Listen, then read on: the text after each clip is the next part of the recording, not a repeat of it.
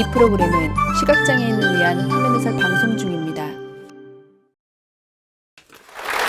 출판교육 전문가 양원경 대표가 책 쓰기 누구나 할 수 있다에 대한 주제로 강의를 하기 위해 무대 위에 서 있습니다. 안녕하세요. 반갑습니다.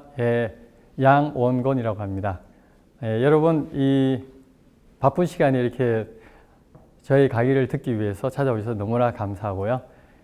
이제부터 왜 책을 쓰려고 하는지에 대해서 여러분들과 함께 시작하겠습니다. 책을 쓰는 이유는 다양하지만 가장 큰 이유는 책은 성공하고 나서 쓰는 것이 아니라 성공하기 위해서 쓰는 것이라고 생각합니다. 다시 말해 책은 유명해지고 나서 쓰는 게 아니라 유명해지기 위해서 쓰는 것입니다. 여러분들도 반드시 책을 써야 한다고 저는 생각합니다. 자, 책은 어떤 사람이 쓰는가? 저에게 책을 쓰고 싶어하는 사람들이 찾아와서 이런 이야기를 합니다. 저 같은 사람도 책을 쓸 수 있나요? 라는 질문을 저는 수없이 받아왔습니다. 그럴 때마다 저는 이렇게 말하죠. 예, 책은 누구나 쓸 수 있습니다. 그렇습니다. 책은 누구나 쓸 수 있어요. 아이러니하게도 책을 한 번도 써보지 못한 덧보작, 여러분들 덧보작 아시죠? 사실 이런 분들이 책을 써서 성공한 사례가 너무나 많습니다. 자, 그럼 어떤 유형의 사람들이 책을 쓰는지 한번 알아볼까요? 첫 번째, 인생의 굴곡이 심한 사람들. 누가 들어도 눈물 없이는 들을 수 없는 인생의 감동적인 스토리를 갖고 있는 분. 사실 이런 분들이 책을 써서 대박 내는 경우가 많죠. 그럼 어떤 사람들이 책을 쓰는지 한번 여러분과 함께 보겠습니다. 첫 번째, 여기 보시면 땡땡땡 다시 꿈부터 써봐. 이 저자는 여러분들이 아마 많이 아실 걸로 알고 있는데요. 이 저자 역시 중학교 때 비행소녀였습니다. 그리고 고등학교를 검정고시로 합격하고 그리고 당당하게 연세대학교를 입학하고 졸업했습니다. 그리고 나서 전 세계적인 금융회사인 골드만삭스에 우리나라 최초 여성으로 입사하게 되죠. 그 기쁨도 잠시 몇 개월 만에 암 선고를 받습니다. 그리고 이 저자는 그때부터 자신의 모든 것을 내려놓고 70여 개국을 여행을 하게 됩니다.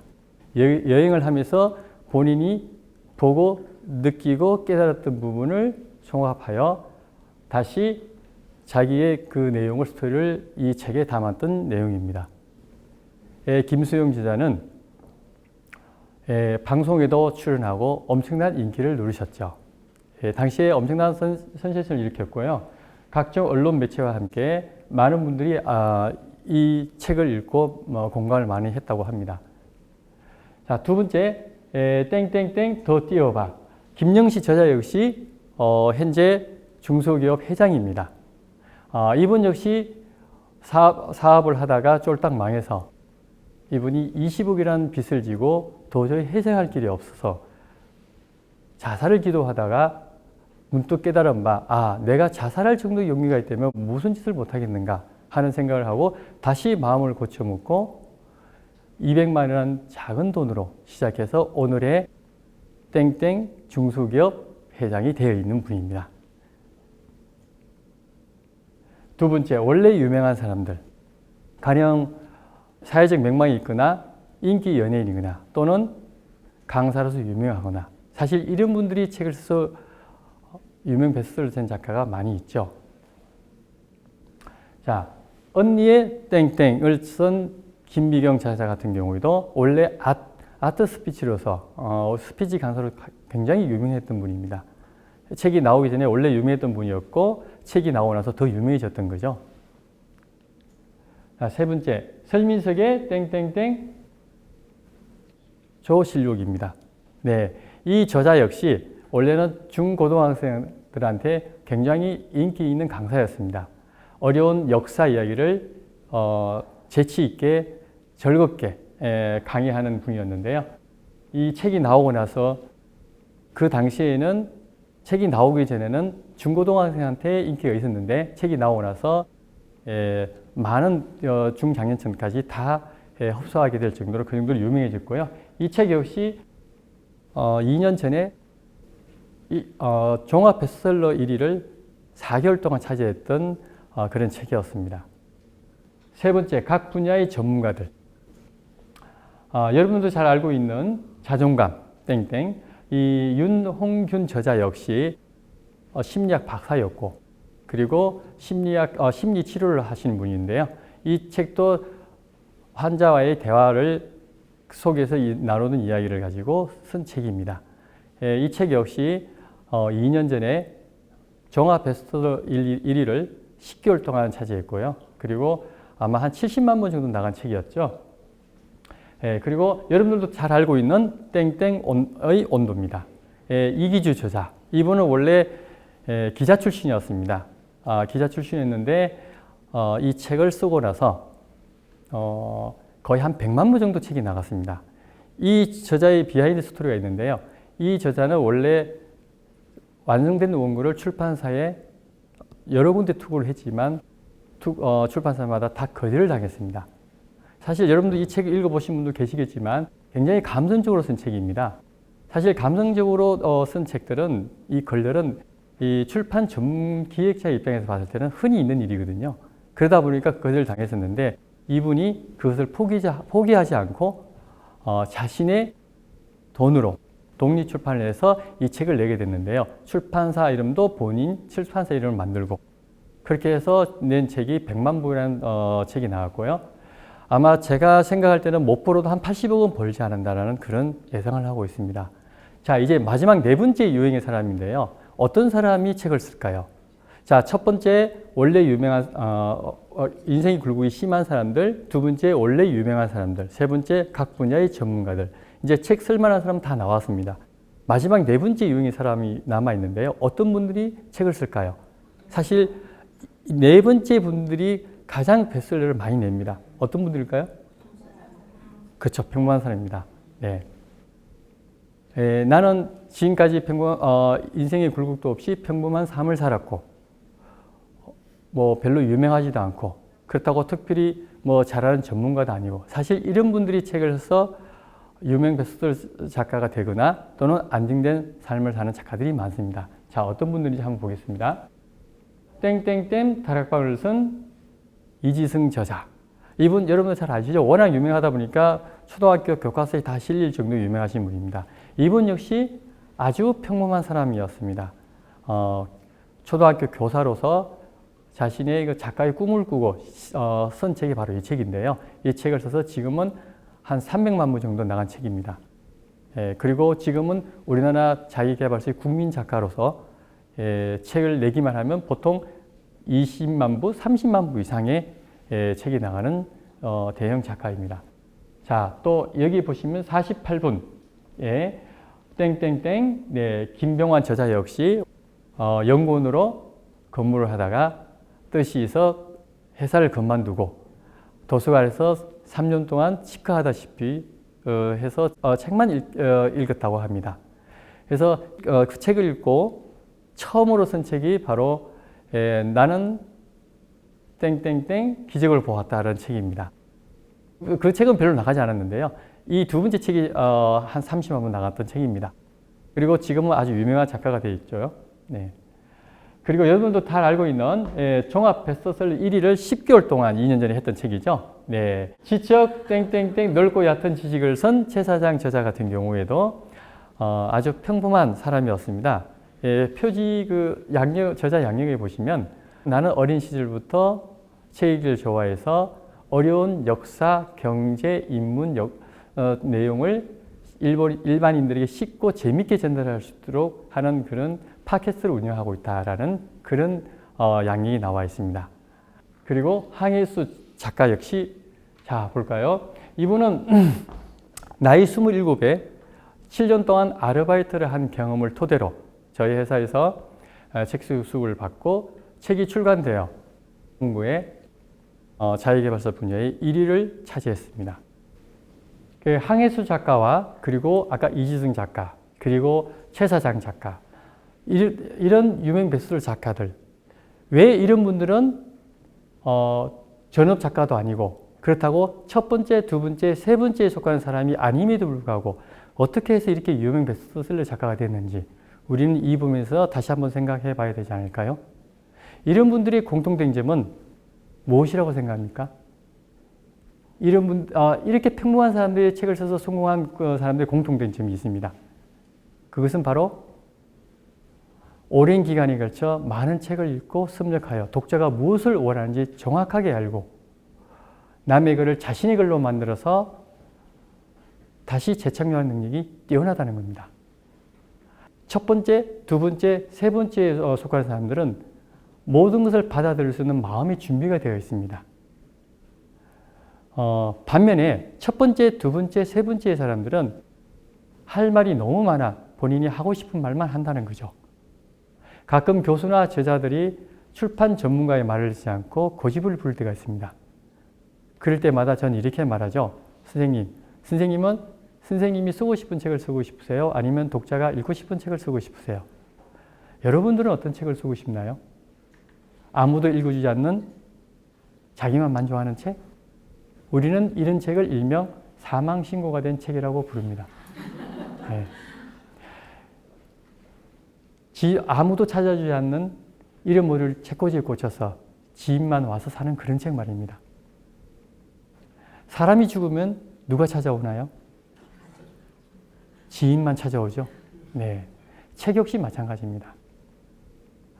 여러분들이 만약에 지인의 책을 사기 위해서 서점에 가서 책이 없다고 그냥 나옵니까?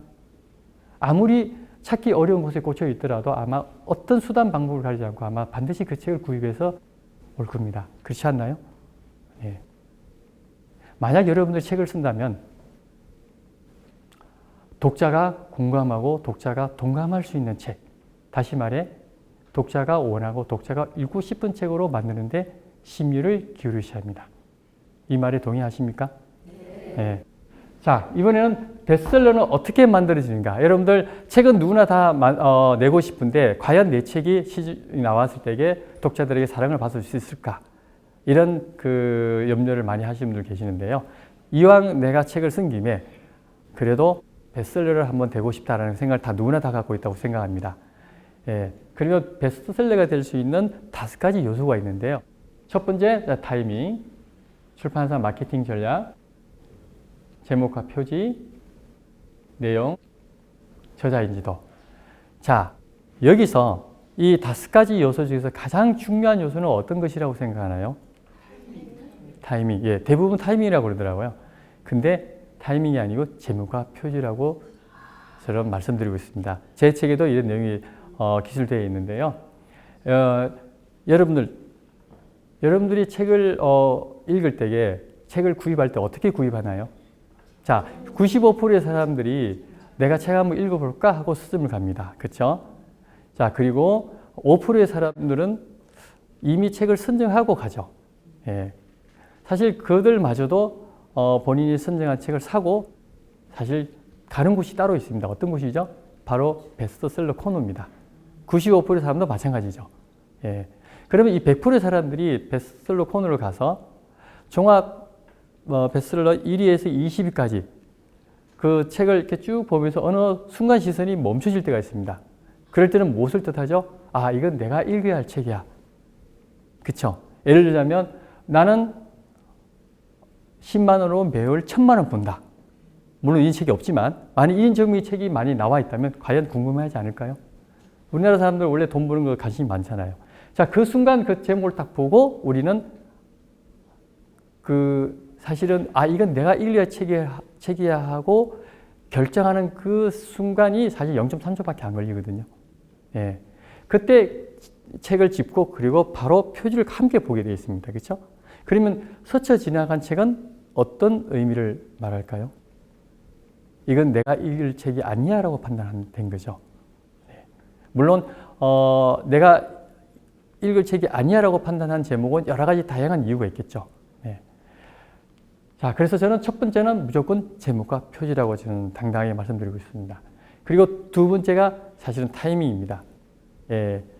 여러분들은 왜 첫 번째 타이밍이라고 하느냐면 대부분 타이밍에 맞춰 책이 많이 베스트셀러가 되다 보니까 그런 생각을 할 수 있는데요.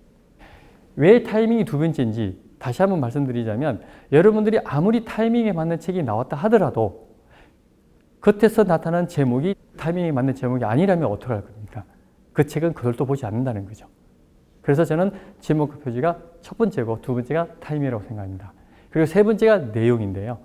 내용이 탄탄해야 사실은 스테디셀러로 갈 수 있는 조건이 갖추어집니다. 또 어떤 분들은 제목과 표지만 좋으면 되겠지라고 하는데 사실은 내용이 어느 정도는 받쳐줘야 됩니다. 그래야만이 이 제목과 표지에 빛을 발하는 겁니다. 내용이 아무리 좋다 하더라도 제목과 표지가 그걸 나타내지 않으면 역시 그 책은 간신받게 되겠죠. 그래서 제목과 표지가 중요하고 동시에 내용이 중요합니다. 타이밍은 어떻게 보면 그 사람의 운이랄까요? 저는 그는 운이 좌우된다고 보거든요. 네, 그래서 여러분들도 이 타이밍과 제목과 내용이 이 세 가지가 일치가 될 때 가장 초 베스트셀러가 나온다는 것을 꼭 기억해 두시기 바랍니다. 네. 그리고 출판사 마케팅 전략 이것도 중요하죠. 사실은 이것도 중요하지만 요즘은 1인 출판사든 아니면 중소출판사든 대형 출판사든 상관없이 어떤 저자의 책이 나오더라도 처음부터 마케팅을 쏟아붓지는 않습니다. 요즘 책이 워낙 안 나가다 보니까 1년 동안 초판 이슈를 판매하는 출판사가 10%밖에 안 된답니다. 그 정도로 안 나간답니다. 90%는 초판도 못 한다는 거죠. 그러다 보니까 책을 출간해서 책이 안 팔리면 고스란히 본인한테 부담이 되기 때문에 그래서 처음부터 마케팅을 하지 않고요.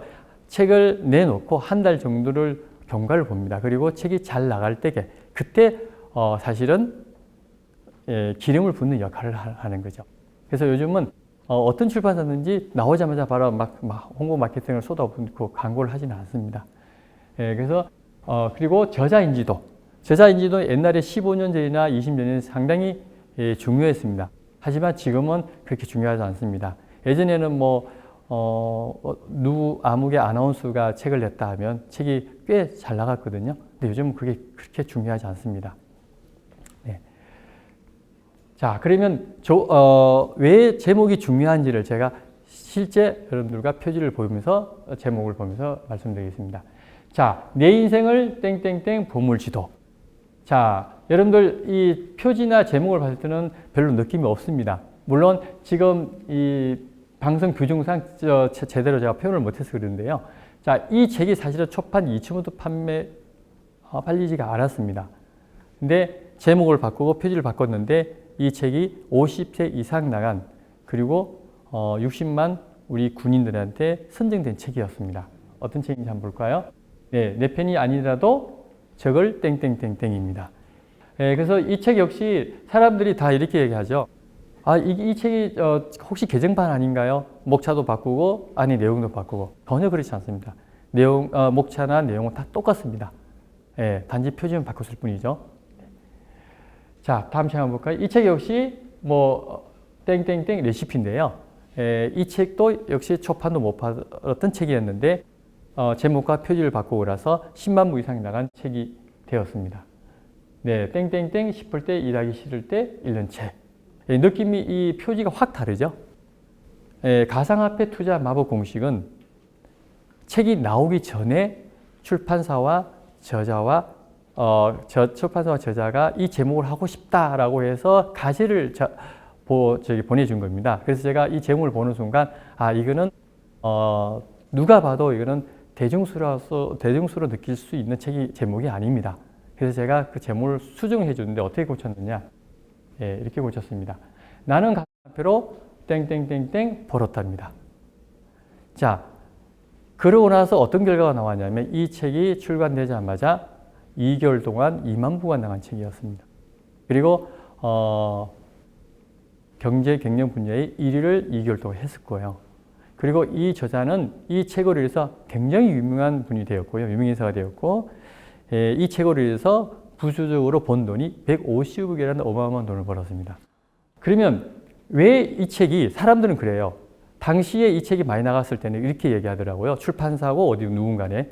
이건 타이밍이 좋아서 잘 나가지 않았냐고 얘기해요. 전 절대 그 부분에서는 아니라고 단호히 대답하고 싶은 게 말씀드리고 싶은 게 사실 이 책이 나오기 그 해에 이거는 7월 말에 나왔거든요. 근데 그 해에 1월 달부터 이미 가상화폐나 또는 블록체인이나 이런 관련된 책들이 열 몇 종이나 있었습니다. 그 열 몇 종 중에서 단 한 권도 잘 나간 책이 없었습니다. 그리고 그 책 중에서 아주 유명한 AI, 세계적인 AI 전문가도 두 분이나 저자가 있었어요. 그럼에도 불구하고 나가지 않았습니다. 왜 안 나갔을까요? 그 책들은 지금 가제가 나왔듯이 투자 마블콩씨 이런 어려운 제목으로 교과서 같은 느낌으로 책이 나왔기 때문에 누가 봐도 이건 내가 읽을 책이 아니야라고 스스로 판단하게 된 거죠. 하지만 이 표지와 이 제목을 봤을 때는 실용수에 가깝죠. 그래서 이 책이 사람들한테 많이 알려지고 그리고 독자들한테 사랑을 받은 책이라고 생각합니다. 자, 그리고 두 번째 중요한 게 뭐냐면 자, 여기서 여러분들이 보통 첫 번째 제목과 표지고 두 번째가 타이밍이라고 아까는 설명했지만 사실은 타이밍에 너무 가기 이전에 또 중요한 게 있습니다. 여러분 책을 구입할 때 뭘 보고 선택을 하죠? 제목과 표지, 그 다음에 뭘 보죠? 네? 작가. 또 가격 보세요. 디자인. 또 다른 거 보는 거 없어요? 대부분 목차 본다고 얘기하던데, 그죠? 예. 근데 사실 목차를 보고 결정하진 않거든요. 그건 습관적으로 목차는 보는 거고요. 목차는 20%에 해당하고요. 결정하는데. 그리고 제목은 50%에 해당합니다. 50% 차지합니다. 나머지 30% 어디를 차지하냐 하면 바로 카피입니다. 자, 한번 볼까요? 나는 책 제목 그대로 카페 투자로 3달 만에 3억 벌었다. 허황된 이야기로 들리는가? 지금 카페 투자하지 않으면 평생 후회한다. 부자가 될 마지막 기회. 여러분 어떻습니까? 부자가 될 마지막 기회라고 하잖아요. 과연 이 책 사고 싶은 생각 안 들까요? 네. 그래서 여러분들 한번 오늘 강의가 끝나고 과연 잘 나가는 책들은 하단 카피가 어떻게 나와 있는지 한번 유심히 한번 여러분들이 살펴보십시오. 그러면 제가 한 이야기 바로 이해 갈 겁니다. 대부분 종합 베스트 1위에서 20위까지 나가는 책들은요. 밑에 하단 카피를 아주 유용하게 잘 활용합니다. 예를 들어서 뭐 뉴욕타임즈 10주 동안 종합 베스트셀러 1위 또는 뭐 주크버그가 찬사한 최고의 책 선정 뭐 하면서 아니면 뭐 문화부가 선정한 책 아니면 무슨 TV TV 말하다 뭐에서 선정 등등 여러 가지 그런 마크가 찍혀 있죠. 예, 그런 내세울 많은 게 없으면 주로 이런 형식으로 글로 독자들 유혹하게 합니다. 이 부분은 사실은 독자의 숨어있는 욕망을 찾아주고 그리고 그 욕구를 채워주는 역할을 합니다. 예. 근데 여러분들 스스로도 그걸 못 느꼈던 거죠. 오늘 제가 얘기함으로써 비로소 느꼈던 거고요. 네. 자, 제목을 짓는데 가장 중요한 게 두 가지가 있는데 꼭 알아야 할 금기사항이 있습니다. 첫 번째, 부정적인 문장이나 단어를 절대로 사용해서는 안 된다. 예, 우리의 뇌는 부정적인 것을 싫어합니다. 예, 그래서 단 이런 건 있습니다. 역설적인 것은 무관하다. 예를 들어서 영어 공부 절대로 하지 마라 같은 건 괜찮죠. 예. 그리고 어려운 외래어를 사용하지 마라. 단 중학생도 알 정도의 외래어라면 대중들에게 많이 알려진 정도의 제목이라면 괜찮습니다. 예를 들어서 호모사피엔스 같은 경우에는 우리나라의 책이 나오기 전에 이미 외국에서 엄청난 센세이션을 일으켰고 유명 베스트셀러 작가였습니다. 그리고 책이 나오기 전에 이미 우리나라 언론 매체에서도 엄청 많이 떠들어댔죠. 네, 굳이 그걸 제목을 바꿀 이유가 없죠. 네. 자, 그러면 왜 외래어를 사용하면 안 되는지 그리고 그 결과를 여러분들한테 한번 사례를 보여드리겠습니다. 자, 그리고 땡땡땡입니다. 누가 봐도 한국 사람이 봤을 때 그렇게 확 땡기지는 제목은 아닙니다. 그렇죠? 물론 미국 사람이나 외국 사람이 봤을 때는 땡길 수가 있겠죠. 이 책이 2002년도에 나와서 하나도 안 팔렸습니다. 2천부도 판매되지 못했는데 이 책을 다시 제목과 표지를 바꿔서 장작 250만 권의 책이 나간 기록이 있는데요. 이 책으로 해서 출판사가 그때 다 죽었다 다 살아났죠. 네. 칭찬은 고래 땡땡땡땡. 예. 자, 그리고 제목 깎아먹는 표지. 제목은 상당히 좋아요. 땡땡땡 혼자 살 걸 그려서. 요즘 혼밥, 혼술 굉장히 유행하죠. 얼마 전에 이런 이야기가 있더라고요. 요즘 그 포털 사이트에서 혼밥, 혼술이 그 키워드를 치는 경우가 40%나 늘어났답니다. 네. 자, 이 제목도 참 좋은 제목인데요. 근데 이 제목을 보시면, 이 표지를 한번 보십시오. 자, 이 표지가 1, 2, 3, 4. 만약에 출판사에서 작가님 책이 다 나왔습니다. 표지가 나왔는데요. 이 표지를 보고 어떤 표지가 마음에 드세요? 라고 만약에 여러분들한테 이메일이 왔다면 어떤 표지를 고르겠습니까? 이 앞에 계시는 우리 선생님? 4번요. 그리고 옆에 계시는 우리 선생님? 2번요. 자, 그러면 여기서 보시면 저는 제가 봤을 때 단 하나도 마음에 드는 게 없습니다. 여러분들이 혹시 만약에 표지를 보고 마음에 들지 않으면, 정말 마음에 들지 않으면 그때는 출판사한테 정중하게 기분 나쁘지 않게 사실 표지가 마음에 들지 않습니다. 다시 한번 이렇게 부탁하는 것도 괜찮습니다. 그래서 사실은 이 표지는 어떻게 보면 38년대 표지 같습니다. 제목은 좋은데 이 좋은 제목을 깎아먹는 표지가 됐죠. 한번 볼까요? 자, 결과를 한번 보겠습니다. 표지가 훨씬 낫죠. 네, 이 제목 땡땡땡 혼자 살 걸 그래서 이 책이 나오자마자 3개월 동안 그 분야의 1위를 차지했고요. 사실 얼마 전에 자신의 그 사이트에 다시 1년이 지난 이 책이 다시 1위를 차지했다고 자랑을 하더라고요. 네. 사실 저는 이렇게 말합니다. 제목이 아무리 좋아도 표지가 거지 같으면 그 책은 다시 3류로 내려갑니다. 그래서 제목도 좋고 표지가 좋다면 그때는 이 책에 200% 상승 효과를 나타내 준다는 거죠. 자, 다음 표지를 한번 볼까요? 자, 이 책 역시 아직 나오지 않았습니다. 이 제목으로 나오지 않았고요. 한 권으로 해결하는 사업의 모든 것. 자, 표지를 보니까 어떻습니까? 마음에 드세요? 마음에 안 드시죠? 사실 저는 매주 목요일마다 CEO 조찬 모임에 참석하는데요. 거기에 여러 이제 변호사, 그리고 변리사, 그리고 법무사, 회계사, 노무사 이런 분들이 7분이 공조를 한 책입니다. 근데 출판사에 마지막으로 이렇게 디자인을 만들어서 이렇게 온 것을 저한테 카톡으로 보냈어요. 그래서 어떤 게 마음에 드냐고. 이 표지를 보는 순간 저는 헉 했습니다. 이거는 표지가 문제가 아니라 제목의 문제다라고 해서 바로 직관적으로 판단할 수 있었죠. 그래서 제가 제목을 다시 바꿔야 되겠습니다. 그러면 다시 표지가 나올 겁니다. 그래서 제목을 잘 못 짓겠다고 해서 다시 제목을 지어드렸어요, 제가. 이렇게 제목을 바꾸고 나니까 이렇게 표지가 확 바뀌었습니다. 그리고 여기 보시면 기업 최다 질문지 해설, 재테크 노하우, 그리고 위기 극복 꿀팁, 이 마크들이 착 찍혀 있죠. 네. 사실 제가 만약에 창업을 처음 한 사람이라면 이 책을 보는 순간 저는 살 것 같아요, 정말로. 제목이 사실은 차지하는 비율이 엄청납니다. 디자인은 제목을 보고 상상을 해서 표지를 디자인을 만들게 됩니다. 바로 제목에서 이런 차이가 난다는 겁니다. 책을 쓰려면 이제 무엇부터 준비해야 하는지, 책을 쓰려고 하는 사람들 중에서 무엇부터 해야 되는지 잘 모르는 분들이 많더라고요. 무엇부터 준비해야 되죠? 첫 번째, 방향 설정을 해야 됩니다. 내가 가야 할 목적지가 정해지지 않으면 갈 수가 없죠. 두 번째가 뭐죠? 바로 자료 수집을 해야 됩니다. 어떤 작가든 100% 창작을 해서 글을 쓰지는 못합니다. 여러 책을 참작을 해서 인용을 하거나 또는 자기 생각을 집어넣고 이렇게 쓰거든요. 그래서 두 번째 중요한 게 자료 조사입니다. 그 자료 조사하는데 가장 효율적인 방법은 뭐죠? 바로 책을 통해서 하는 겁니다. 여러분들이 만약에 책을 쓰겠다는 생각이 든다면 서점에 가서 본인이 쓰고 싶은 장르의 책을 최소 20권에서 30권 정도는 읽어보셔야 됩니다. 읽다 보면 그 책의 장단점이 다 있을 겁니다. 그 책의 단점과 장점을 잘 파악하고 분석해서 본인의 생각을 집어넣고 조합해서 다시 재청정하면 됩니다.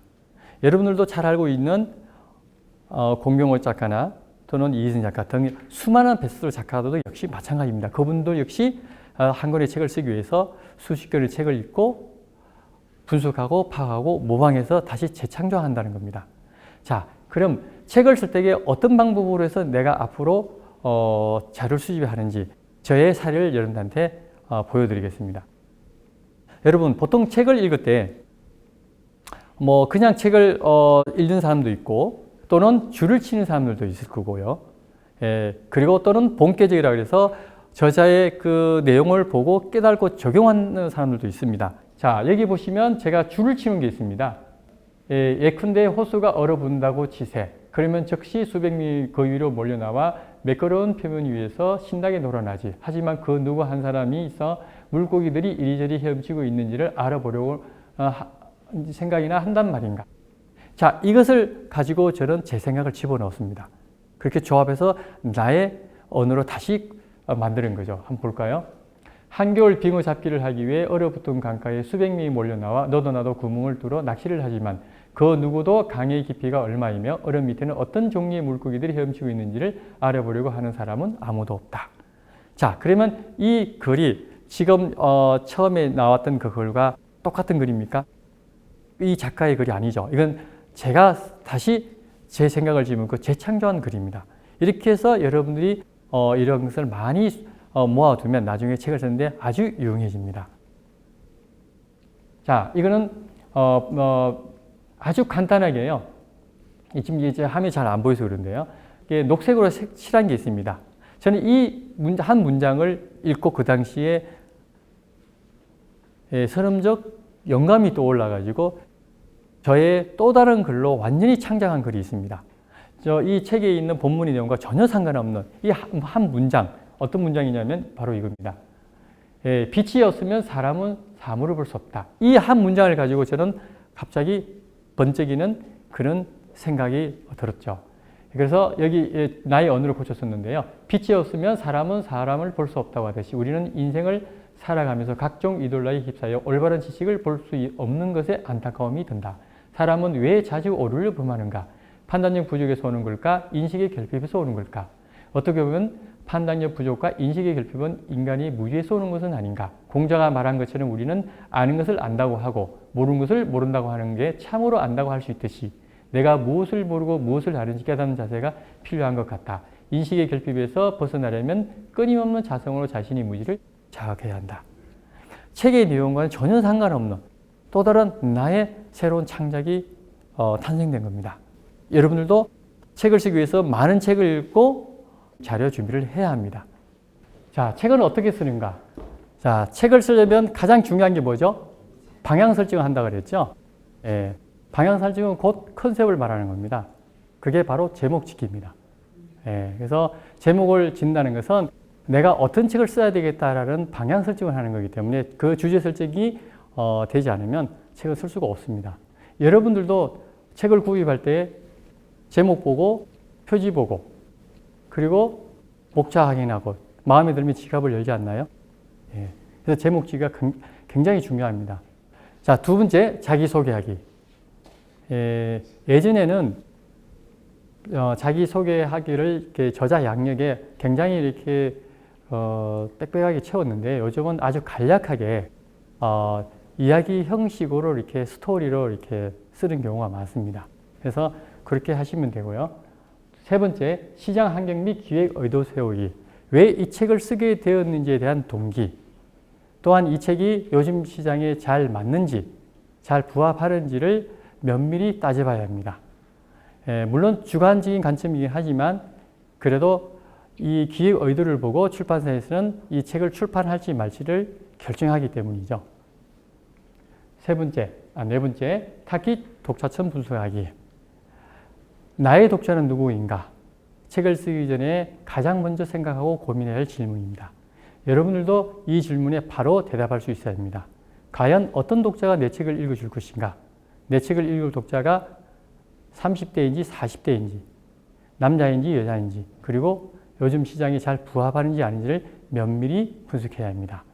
사실 이런 시장 조사를 하지 않은 채 책을 쓴다는 것은 굉장히 위험하고 무모한 짓입니다. 다섯 번째, 핵심 컨셉과 원고 방향 잡기. 지금까지 내가 경험한 노하우를 독자들에게 어떻게 전달할 것이며 전달하고자 하는 메시지는 무엇이고 핵심 주제는 어떤 방향으로 가야 할지를 알려줘야 합니다. 여섯 번째, 유사 경쟁 도서 분석하기. 과연 내 책이 시장에 나왔을 때에 경쟁력이 있는지 차별성이 있는지 면밀하게 분석하고 따져봐야 합니다. 그러기 위해서는 여러분들이 이와 유사한 책을 많이 읽어야 되겠죠. 일곱 번째, 목차 작성하기. 사실 두 번째로 중요한 게 목차 작성인데요. 목차는 이 책에서 무엇을 말하고자 하는지를 일목요연하게 나타내야 합니다. 사람의 몸도 골격이 반듯해야 아름다운 몸매가 나오듯이 책 역시 마찬가지입니다. 목차가 반듯하게 나오면 옆으로 가지치고 살을 붙이기가 쉬워집니다. 여덟 번째, 홍보 전략 세우기. 자, 이 부분은 여러분들이 굉장히 중요한 부분인데요. 처음에 책을 내는 초보 작가인 경우에는 아무도 또 내세울 게 없잖아요. 이럴 때 홍보 전략을 어떻게 세우냐가 중요합니다. 그래야만이 출판사에서 봤을 때에 매력적으로 느낄 수 있거든요. 그래서 내가 어떤 일을 하고 있고, 내가 지금 현재 강의를 하고 있으면 어디에 강의를 하고 있고, 1년에 몇 회 강의하고 있고, 또는 책이 나오면 홍보를 할 수 있겠다라는 그런 부분을 이렇게 자세하게 써놓으면 훨씬 매력적으로 느껴지거든요. 아홉 번째, 샘플 원고 작성하기. 네. 대부분의 사람들이 원고를 출판사에 투고를 할 때에 완성 원고를 해서 출판사에 투고하는 경우가 많습니다. 절대로 그렇게 하시면 안 됩니다. 여러분들이 완성 원고를 해서 보낸 그 원고가 설사 계약이 됐다 하더라도 그것은 그대로 나오지 않습니다. 그 출판사에서는 여러분들이 그 완성 원고를 보고 계약하자는 의미는 거의 90% 이상이 컨텐츠가 마음에 들어서 아마 여러분들한테 계약하자고 했을 겁니다. 자, 그러면 그 원고가 여러분들이 편집자에 봤을 때에 여러분들이 완성된 원고가 그대로 나오는 게 아니라 다시 재구성을 하고 편집기획자가 요즘 시장에 맞게끔 목차나 또는 안에 있는 목차 안에 있는 샘플, 원고나 이런 부분을 다시 다 수정하게 됩니다. 만약에 목차를 다시 재배치하고 그걸 다시 골격을 맞추게 되면 여러분들이 쓴 그 목차는 어떤 상황이, 그 원고는 어떤 상황이 될까요? 다시 그 내용을 다시 수정해야 되겠죠.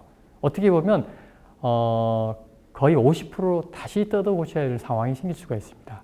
그래서 반드시 여러분들이 출판사에 원고를 투고할 때는 완성 원고를 투고하지 마시고 여러분들이 한 샘플 한 3꼭지에서 5꼭지 정도만 해서 보내주시면 출판사에 다 파악하는 데 문제가 없습니다. 자, 이제 책은 쓰고 싶은데 그러면 어떻게 제가 도전해야 되나요? 책 쓰기 어떻게 해야 되냐는 질문을 많이 받는데요. 자, 3가지 방법이 있습니다. 첫 번째, 독학으로 혼자 쓰기입니다. 죽이 되든 밥이 되든 1년이 걸리든 10년이 걸리든 혼자 쓰는 방법. 근데 이 첫 번째 방법은 제가 여러분들한테 권유해드리고 싶지는 않습니다. 여러분들 만약에 여러분들한테 누군가가 집을 지어달라고 한다면 집을 지을 수 있겠습니까? 혼자서 짓기 힘들 겁니다. 왜? 나는 집 짓는 전문가가 아니기 때문에. 그렇죠? 네. 그래서 첫 번째 방법은 제가 여러분들한테 권유해드리고 싶지 않고요. 자, 두 번째, 출판 기획 전문가 또는 편집 기획자로 합니다.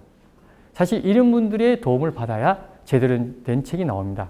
요즘 책 몇 권만 쓰면 너도 나도 책 쓰기 전문가라고 말하고 다니면서 책 쓰기 강의를 하는 그런 작가들이 많습니다. 사실 그런 분들은 이 책 출판 기획자하고 완전히 다릅니다. 자, 그러면 거기에 대해서 한번 제가 설명해 드리겠습니다. 한 편의 영화가 나오기 위해 누가 필요하나요? 바로 감독이 필요합니다. 그렇죠? 네. 감독이 하는 일은 기획과 구성입니다. 그리고 두 번째가 뭐가 필요하죠? 만들어야 되니까 제작사가 필요하죠. 그 세 번째가 작가가, 배우가 탄생합니다. 그죠? 자, 그럼 책을 만들려면 누가 있어야 됩니까? 당연히 편집 기획자가 있어야 됩니다. 편집자라고 하기도 하고 편집 기획자라고 하는데요. 이 편집 기획자 역할은 아주 중요합니다. 이분들은 작가가 쏘은 거를 다시 원고를 재구성하고 다시 목차를 재배치하고 그 잘못된 부분을 수정해주고 또는 부족한 부분도 채워주기도 하고 그리고 두 번째가 바로 출판사가 필요하겠죠. 책을 만들어야 되니까. 세 번째가 작가가 탄생합니다. 자, 그러면 배우나 작가는 감독과 편집 기획자가 없으면 과연 탄생할 수 있을까요? 탄생할 수 없습니다. 그렇죠? 왜냐하면 배우가 잘하는 건 뭐죠? 연기입니다. 그렇죠? 이분은 연기를 가르치면 됩니다. 사람들한테. 그런데 만약에 배우가 감독의 일을 한 번도 하지 않았는데 기획 구성을 가르치겠다고 하면 말이 되겠습니까? 그건 어불성설이죠. 예. 자, 그럼 작가도 한번 볼까요? 작가는 뭘 잘하죠? 글을 잘 씁니다. 예. 그러면 작가는 뭘 해야 되죠? 글쓰기를 강의하시면 아주 적합하죠. 자, 근데 만약에 작가가 편집 기획자의 일을 한 번도 해보지 않았는데 그것을 하겠다고 해서 책 쓰기 강의를 한다 그러면 되겠습니까? 절대 불가능한 일입니다. 예, 그래서 여러분들이 만약에 내가 책을 쓰고자 하는 그런 생각이 있다면 이런 전문가한테 도움을 받으셔야 된다는 걸 꼭 여러분들이 기억해 두시기 바랍니다. 자, 세 번째 방법은 구성 작가 또는 대필 작가라고 합니다. 어떤 분들은 이런 생각을 하고 있습니다. 대필 작가를 하기에는 내가 좀 찝찝하다 이렇게 생각하는데요. 절대 그렇게 생각하시면 안 됩니다. 이거는 전 세계적으로 공론화되어 있습니다. 누구든지 글 잘 쓰는 사람과 말 잘하는 건 다르잖아요. 강의 잘하는 것과 말 잘하는 건 또 다르거든요. 예, 그렇듯이 여러분들이 만약에 내가 프랑스 요리를 먹고 싶은데 그럼 제가 프랑스 요리를 못 만들면 평생 못 먹어야 되나요? 그건 아니잖아요. 그 전문가한테 우리가 대가를 지불하고 먹습니다. 그렇죠? 책도 마찬가지입니다. 여러분들이 시간이 없거나 내가 글을 쓸 재주가 없거나 이런 분들은 이런 대필 작가를 고용해서 책을 만들면 됩니다. 자, 그러면 여기서 장점과 단점이 있는데요. 두 번째 방법의 장점과 단점은 뭐냐? 우선 장점은 아주 좋은 고퀄리티의 책이 나온다는 걸 보장이 되고요. 그 다음에 본인이 직접 쓸 수 있었다는 그런 성취감도 생기는 거죠. 그리고 단점이라면 시간이 많이 소요됩니다. 혼자 모든 걸 다 하려고 그러면 얼마나 시간이 소요되겠어요. 그죠? 그래서 이 부분이 단점이고요. 자, 이번에는 세 번째, 구성 작가의 그 장점과 단점은 뭐냐? 장점은 시간이 절약됩니다. 예를 들어서 혼자 만약에 직접 누군가의 도움을 받고 쓰게 되면은 한 책이 나오려면 10개월 정도, 많게는 1년이 걸릴 수 있지만 이 대필 작가의 도움을 받으면은 짧으면 한 4개월에서 6개월 사이에 책이 나올 수가 있습니다. 네. 그리고 단점이 있습니다. 단점은 뭐냐면 비용 부담이 많이 든다는 거고요. 그리고 또 하나가 뭐냐면 예전에 이런 일이 있었습니다. 예전에 여러분들 그 설국열차라는 영화 여러분들 기억하시죠? 워낙 유명했던 거니까 그 설국열차가 나올 때쯤 저희 회사에서 이벤트를 하나 같이 공동으로 한 게 있는데요.